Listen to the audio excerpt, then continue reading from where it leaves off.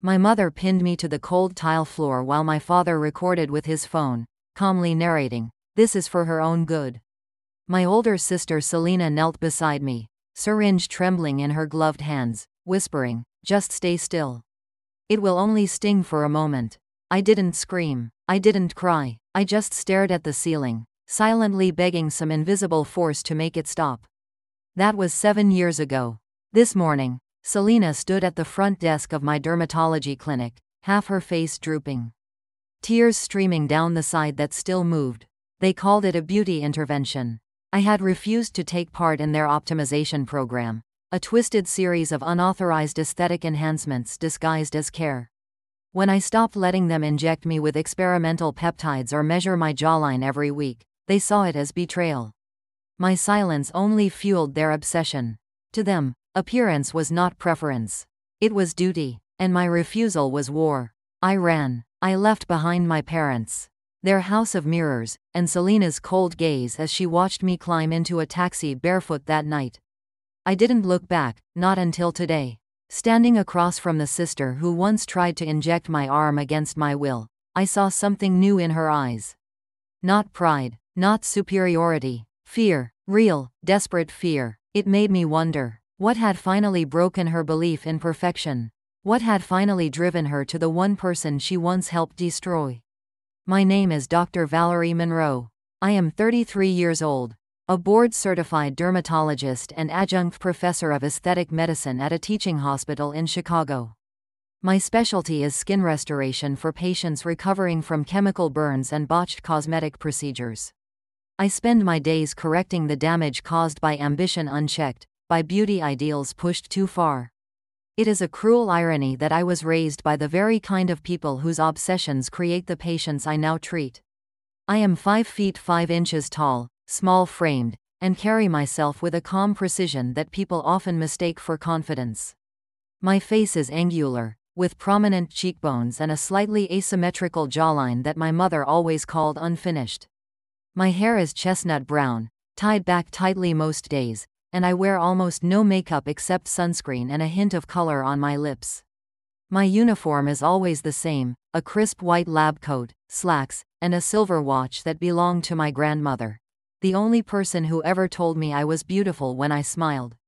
My personality, at least what I allow the world to see, is controlled, efficient, empathetic in the exam room, but emotionally walled off outside of it. I do not allow many people into my life. Trust is something I lost early, the night my family decided that my face was a problem to be solved.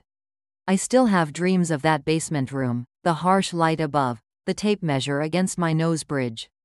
The voice of my mother echoing, "Just one more injection and you'll finally match your sister." Selena was always the star. 2 years older, taller, glossier. She had the correct facial ratios. She had the good forehead, the slim chin, the magazine smile. She was everything they wanted me to become. And I tried. God, I tried for so long.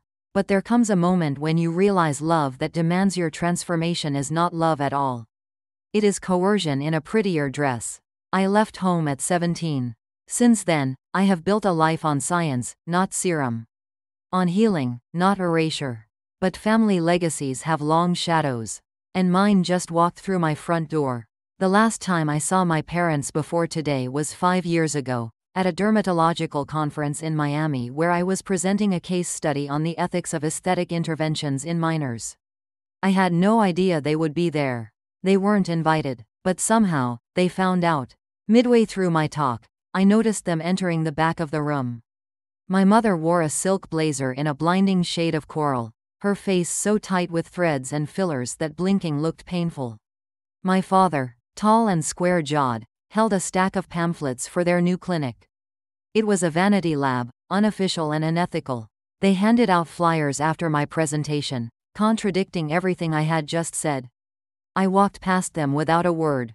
I blocked their numbers again that night. And for 5 years, I kept them blocked. So when I saw Selena standing at my front desk this morning, I froze. My receptionist, Laura, looked concerned. She says it's urgent. She didn't make an appointment. But, it's all right, I said, though my stomach churned. I'll take her in the back. She looked almost unrecognizable. The woman who once graced my parents' YouTube channel as their perfect daughter prototype now looked haunted. Her right eye drooped, her cheek sagged, one side of her mouth refused to move. Her makeup, once pristine, was hastily applied to mask blotches and swelling. But it wasn't vanity in her expression. It was panic. In the consultation room, I waited for her to speak. She didn't. I scanned her with my eyes. Mild facial palsy, swelling in the subcutaneous layer, bruising along the nasolabial fold. The signs were textbook. Botched biopolymer injections, possibly nerve damage. Where did you get it done? I asked softly. She stared at the floor. Costa Rica, a compound we found online. They called it regenerative collagen, but it wasn't FDA approved. Mom said it was the future of beauty. Said I could be the first testimonial. I looked at her, really looked, and what I saw was not the goddess of my childhood memories, but a broken woman who had been sacrificed at the altar of our parents' perfectionism. She went with you? I asked. Selena nodded. Dad too. He paid in cash. And now you're here. Selena finally met my eyes. I was wrong. About everything. I need help. For a moment, I felt nothing.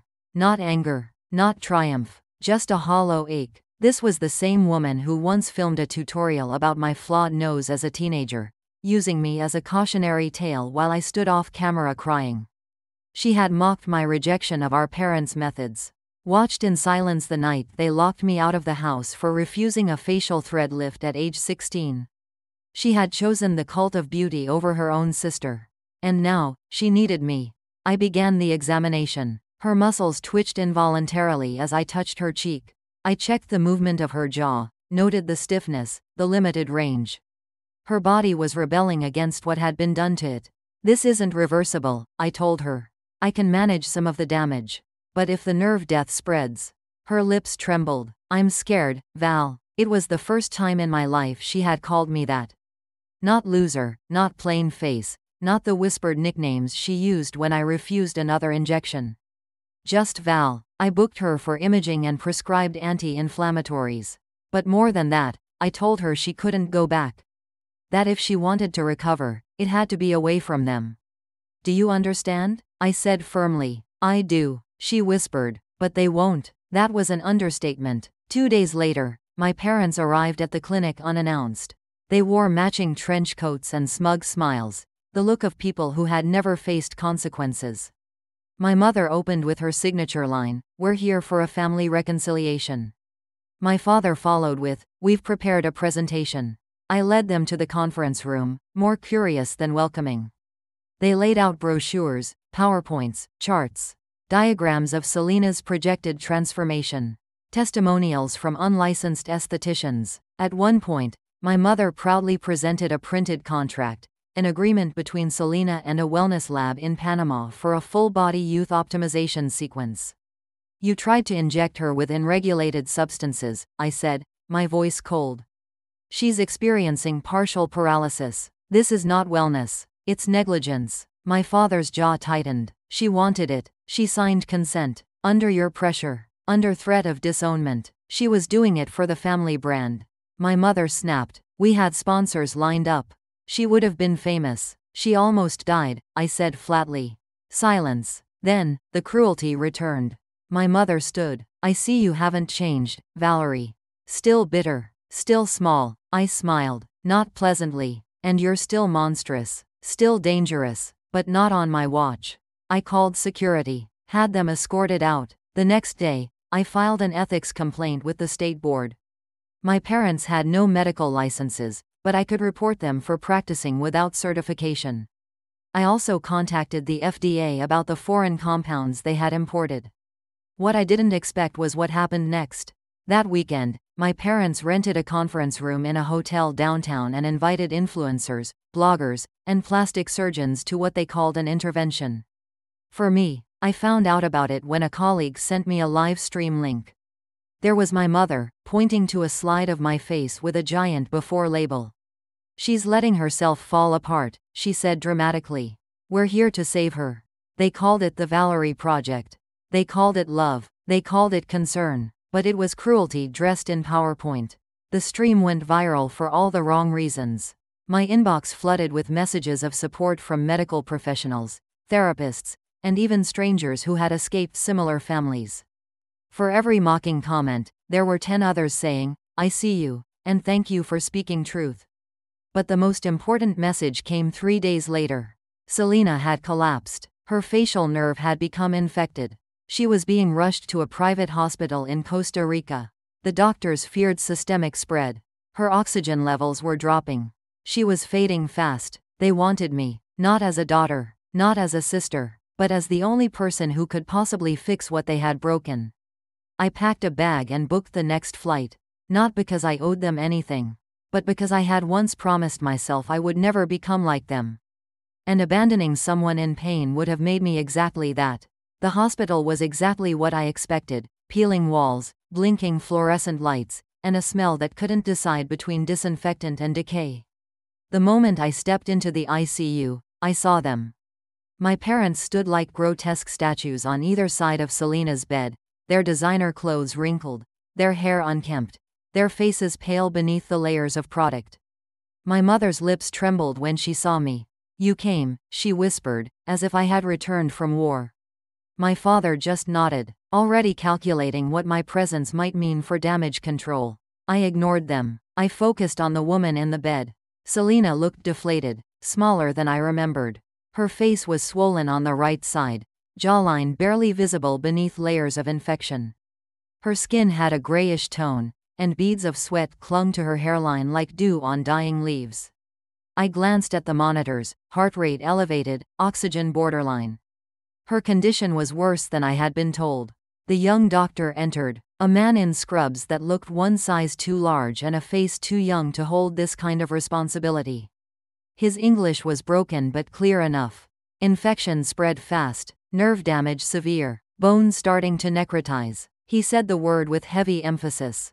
Necrotize. Death, cell by cell.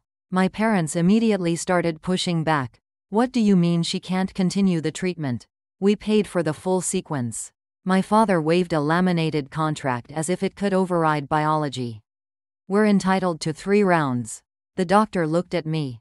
Eyebrows raised. I stepped between them. "She is dying," I said quietly. "She needs evacuation to a real facility. Stop this madness." But they didn't stop. My mother began pleading with the doctor, pulling out a new vial from her purse. "We brought backup serum. If you just inject it in time, it can counteract."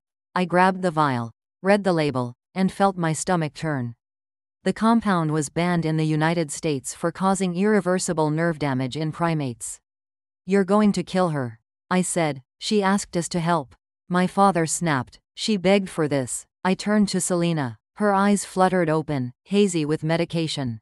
I stepped closer, leaned in, and whispered, "Do you want to leave?" Her eyes focused for a second, then slowly nodded. Barely perceptible, but real. I knew then what I had to do. I found the doctor later that night, outside by the emergency entrance. He was smoking, eyes heavy with fatigue. I offered him $5,000 cash from my emergency fund. "I need a medical transfer. San Diego. Tonight." He didn't hesitate. The arrangements were made quietly. By dawn, we were in an ambulance headed for the airport.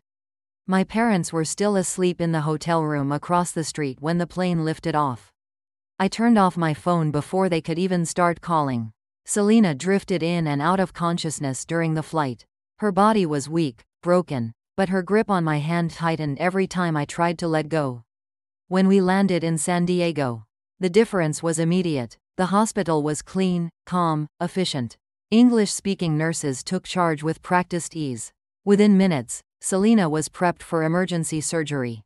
They operated for 5 hours. I sat in the waiting room, hands clenched in my lap, wondering if I had just saved her life, or stolen it.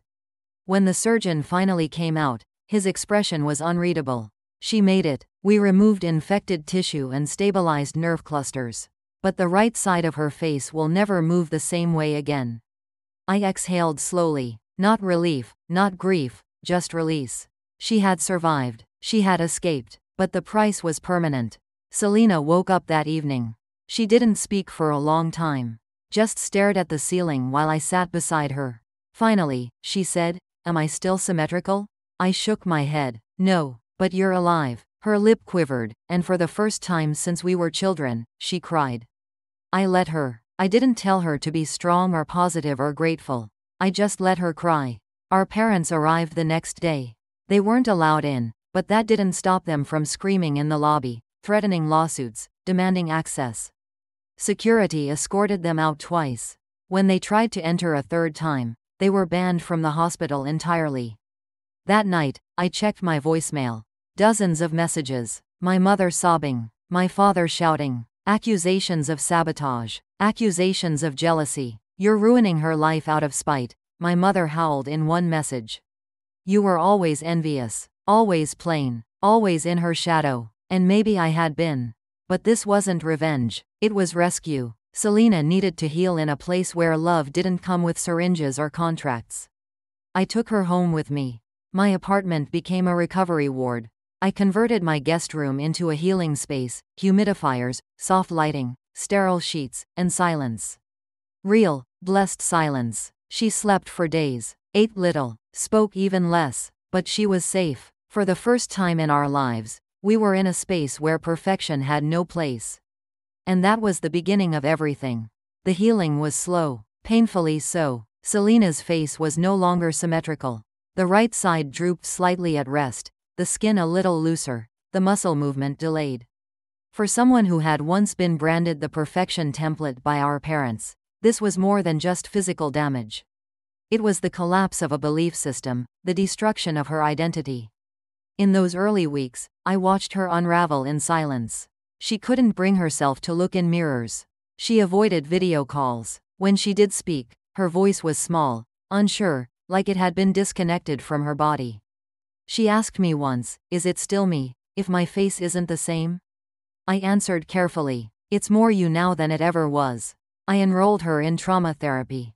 Not the pseudo-scientific cosmetic counseling our parents used to force on us, but real therapy. Her therapist specialized in body dysmorphia and cult recovery. Selena came home after sessions with worksheets about self-worth, about separating value from appearance, about rebuilding identity without external approval.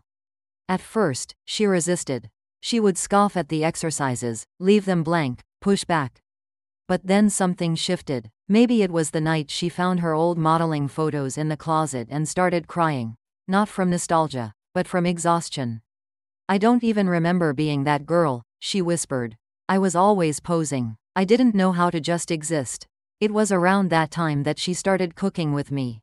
At first, just helping, washing vegetables, stirring soup, learning to knead dough with hands that had once only been praised for their slender shape. Eventually, she began experimenting. She had a gift for flavor, for intuitive combinations. It grounded her. Creation, not correction. And then came the spark. She asked if she could volunteer at a local culinary program I ran for patients recovering from disfigurement. I said yes, and within weeks, she became the heart of the kitchen. Her damaged smile didn't stop her from laughing. Her hands, once idolized for their elegance, were now praised for their steadiness with a chef's knife. That was when our parents found out. Of course they did. They always did. They started sending packages to my clinic and to my apartment. Inside were hormone creams, skin-tightening serums, brochures for facial reconstructive clinics in Switzerland. One came with a note that read, "You can still fix her." Another included a referral letter from a doctor in South Korea promising full facial rejuvenation through gene therapy. I ignored them. Selena threw them away. Then came the escalation. They opened a new clinic across the street from mine. It was branded as a youth reclamation spa, but in reality, it was a factory of fast procedures, unlicensed Botox, hormone cocktails, facial tapering devices. The signage included photos of Selena from before the accident, with slogans like "Achieve true balance" and "Don't settle for less." The implication was clear. I was the villain who had sabotaged her beauty.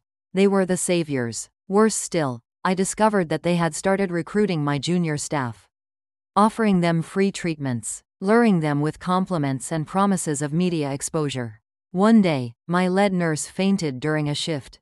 Blood tests revealed elevated hormone levels. She hadn't agreed to anything. She had been drinking water from the clinic cooler, water I later found had been spiked. That was the last straw. I filed a formal report with the state medical board and brought in a lawyer. I had samples tested, names listed, testimonies collected. We presented everything: unauthorized use of medical compounds, tampering with workplace safety, targeted psychological harassment. It wasn't just personal anymore. It was criminal. The authorities launched an investigation. My parents' clinic was shut down within 2 months. Licenses were revoked. Civil suits were filed. They lost their funding, their sponsors, their platform. But they didn't stop. The night after the shutdown, I came home to find our apartment door ajar.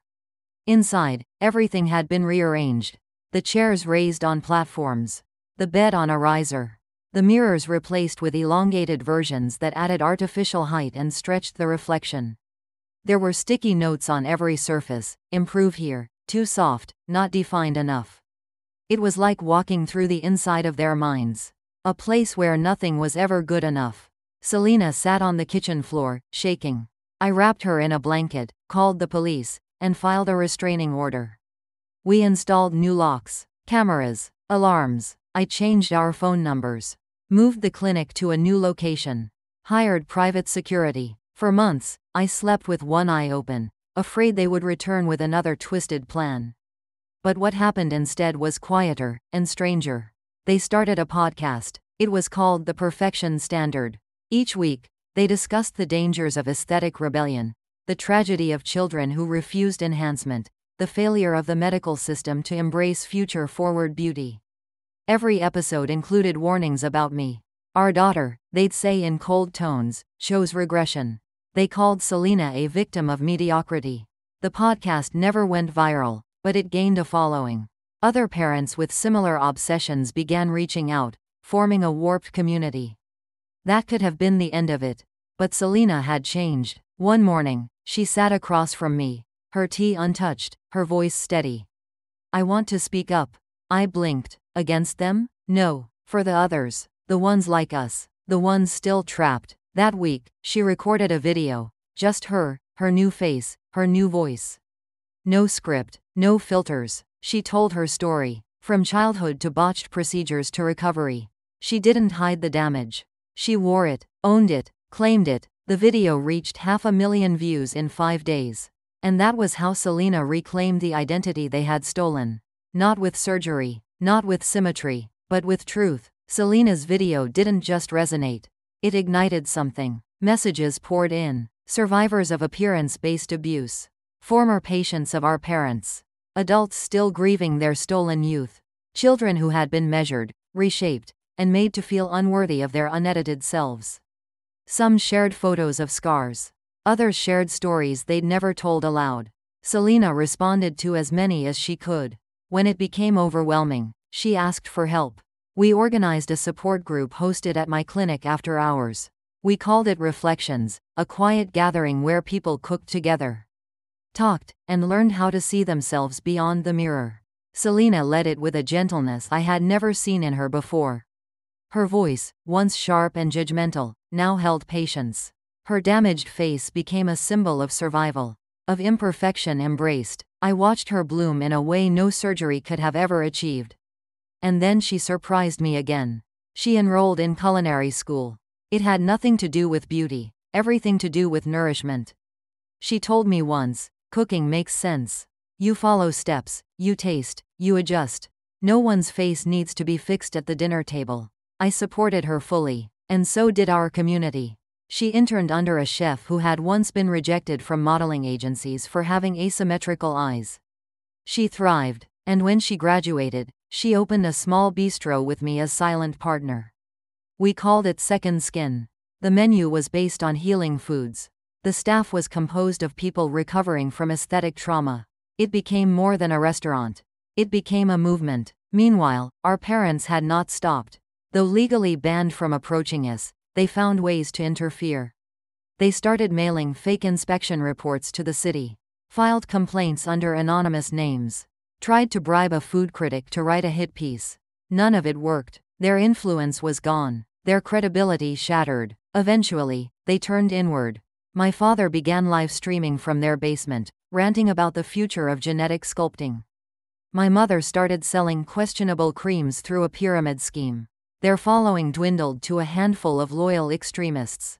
The world had moved on. They had not, but the final act came not from them, it came from us.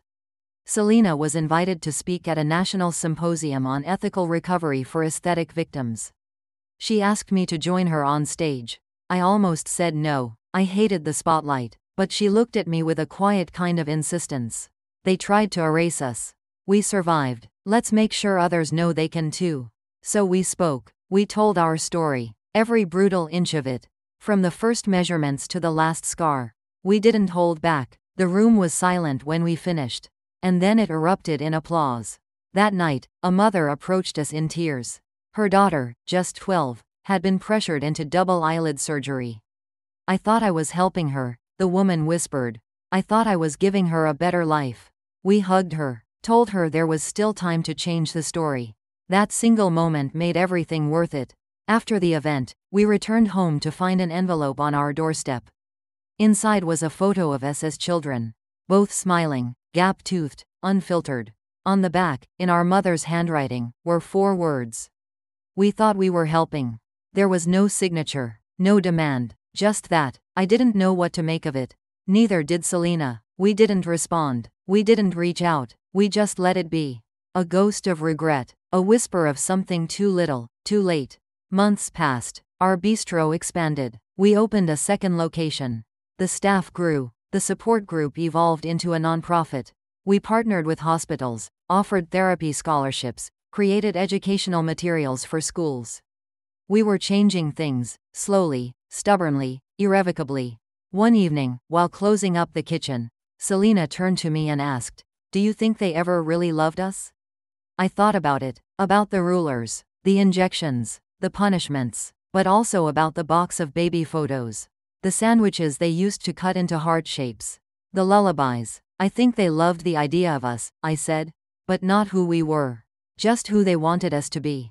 Selena nodded. Then maybe the most radical thing we can do is love who we are. And help others do the same. I smiled. That's what we've been doing all along. The following year, our parents lost their house. Lawsuits, unpaid taxes, failed ventures. They moved into a 1-bedroom apartment above a laundromat. We didn't visit, but we heard, from neighbors, from mutual contacts, that they had stopped talking about us publicly. That they had taken down the old posters. That they no longer had clients. Time had humbled them. Age had softened their obsession, but not erased it. I heard my mother still flinched at asymmetry. That my father still adjusted the height of chairs compulsively. But they left us alone.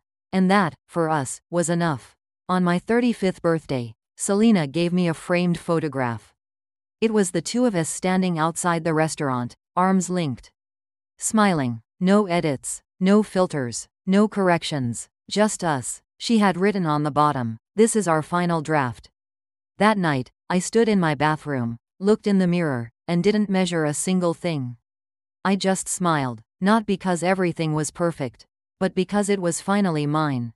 My face, my life, my choice. That was the revenge, not lawsuits, not public shame, not even success, just living, fully, authentically. Undeniably, the greatest defiance against those who demanded transformation was to stay exactly as I was, and thrive. And in that, I stood taller than any ruler could measure.